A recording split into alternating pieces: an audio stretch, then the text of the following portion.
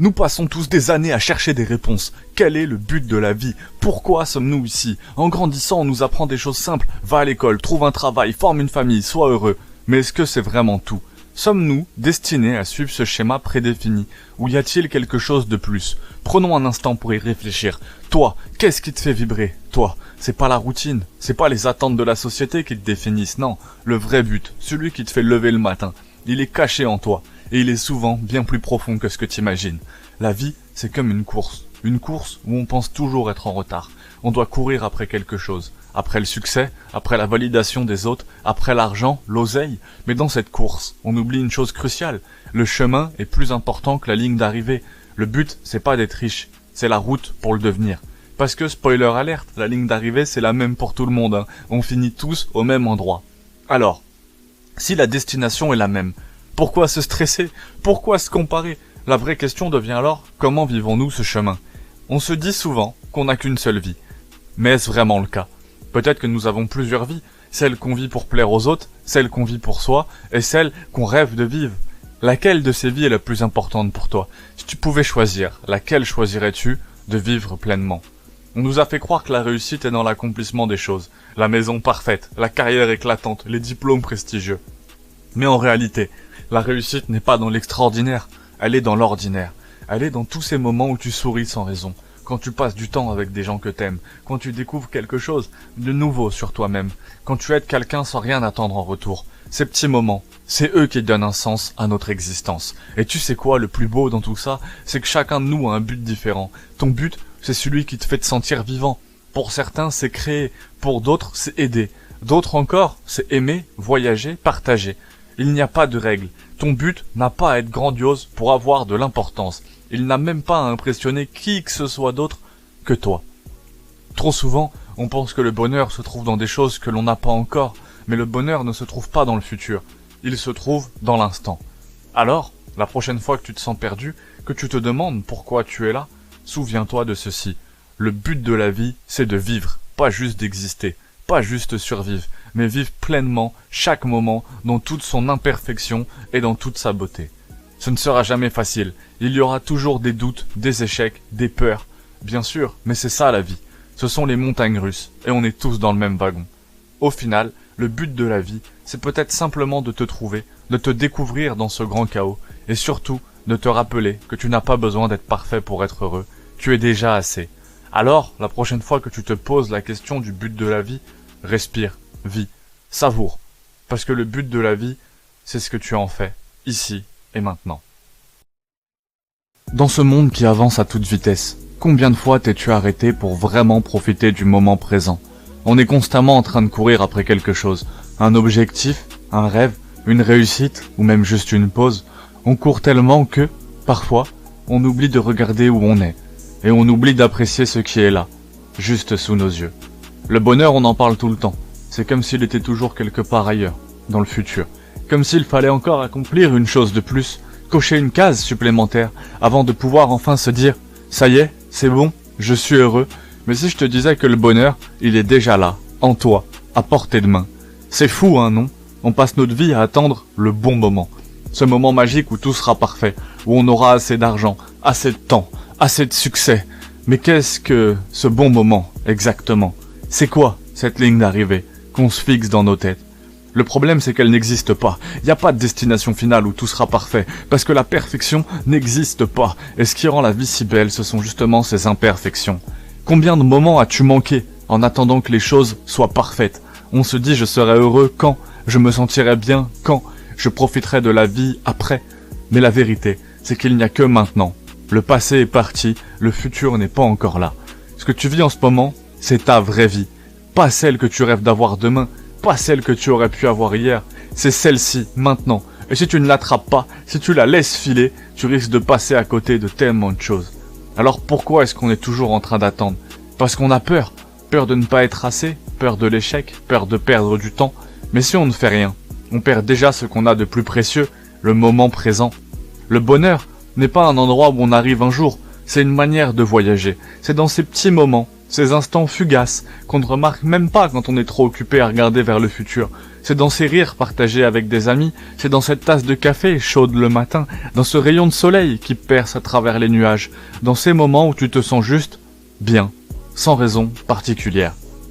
On passe tellement de temps à courir après des choses matérielles, des titres, des statuts, qu'on oublie que le bonheur, c'est simple, vraiment simple. C'est être présent, c'est se connecter à soi, aux autres, au monde qui nous entoure, se connecter, savourer la vie, sans avoir constamment besoin de la contrôler. Tu n'as pas besoin de plus pour être heureux, tu as déjà tout. Mais pour le voir, tu dois ralentir, tu dois être ici, maintenant, parce que la vie, elle, ne t'attend pas. Elle est en train de se dérouler, là, sous tes yeux.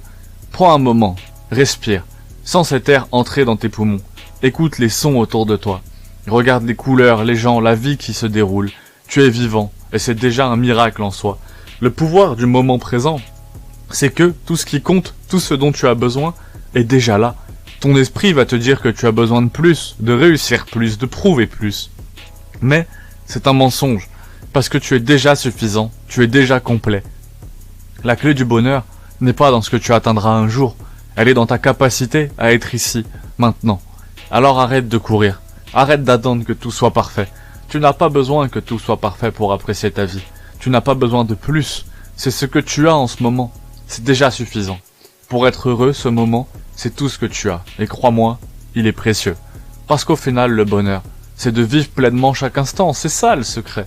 Ce n'est pas dans les choses grandioses, les réussites futures, ou les possessions matérielles, c'est dans l'instant présent. Et si tu peux apprendre à être là, maintenant, avec ce que tu as, sans rien de plus, alors tu as déjà trouvé la réponse que tant de gens cherchent toute leur vie. Et si tout ce dont tu avais besoin, c'était maintenant. Salut à tous, aujourd'hui on plonge ensemble dans une question qui fascine l'humanité depuis des millénaires, le sens de la vie. On a tous, à un moment donné, levé les yeux vers le ciel, posé notre tête sur l'oreiller, et réfléchi à cette question. Pourquoi sommes-nous ici? Qu'est-ce qui donne vraiment un sens à notre existence? C'est une question complexe, mais si on creuse un peu, il y a des pistes fascinantes à explorer. Alors prenez quelques minutes pour vous poser avec moi. On va réfléchir ensemble au sens de la vie, un voyage vers l'essentiel. D'abord, certains disent que la vie, c'est la recherche du bonheur. Ça paraît logique, non? On passe tellement de temps à courir après la réussite, l'amour, la reconnaissance. Mais est-ce que c'est ça, véritablement, le sens, le bonheur? Si on y pense, les moments où on est le plus heureux sont souvent les plus simples. Le sourire d'un proche, un coucher de soleil, un fou rire avec des amis. Et si le sens de la vie était simplement de vivre ces petits moments à fond? Mais est-ce suffisant? Est-ce suffisant pour trouver le sens de la vie? Ce voyage vers l'essentiel. D'autres croient que le sens de la vie, c'est plutôt de laisser une trace, d'avoir un impact, comme avec cette vidéo ou avec une musique, aussi petit soit-il. Pensez à tous ces gens qui ont changé le cours de l'histoire, des scientifiques comme Einstein, des artistes comme Léonard de Vinci, des leaders comme Nelson Mandela. Ils ont donné un sens à leur vie en influençant des générations entières. Mais là encore, est-ce que c'est accessible à tout le monde, au commun des mortels? Est-ce que chacun d'entre nous doit absolument chercher à révolutionner le monde pour donner du sens à sa vie? Pas forcément. C'est peut-être beaucoup plus simple que ça. Et si le sens à la vie, c'était simplement de créer des connexions, des relations sincères avec les autres. Quand on y pense, les moments les plus marquants de notre existence sont souvent ceux où on se sent profondément connecté, compris, voire aimé. Que ce soit avec un ami, un membre de la famille, ou même un inconnu avec qui on échange un simple sourire dans la rue. Ces moments-là nous rappellent qu'on n'est pas seul, et peut-être que c'est ça le véritable but.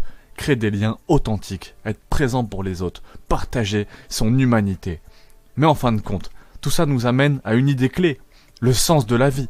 C'est peut-être ça, trouver notre propre sens. Ce qui est vrai pour moi ne l'est peut-être pas pour toi, et inversement.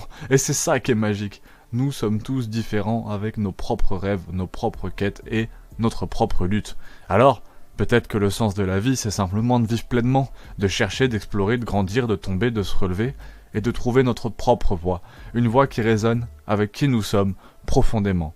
En résumé, il n'y a pas de réponse toute faite. Le sens de la vie n'est pas quelque chose qu'on découvre, tout emballé dans une boîte, c'est quelque chose qu'on crée, chaque jour, à travers nos choix, nos actions, nos relations. Ce qui compte vraiment, c'est de trouver ce qui nous rend heureux, de suivre notre chemin, même si souvent ce chemin, il est parfois flou et parfois incertain. Je vous laisse sur cette réflexion. Et si le sens de la vie, c'était tout simplement de la vivre?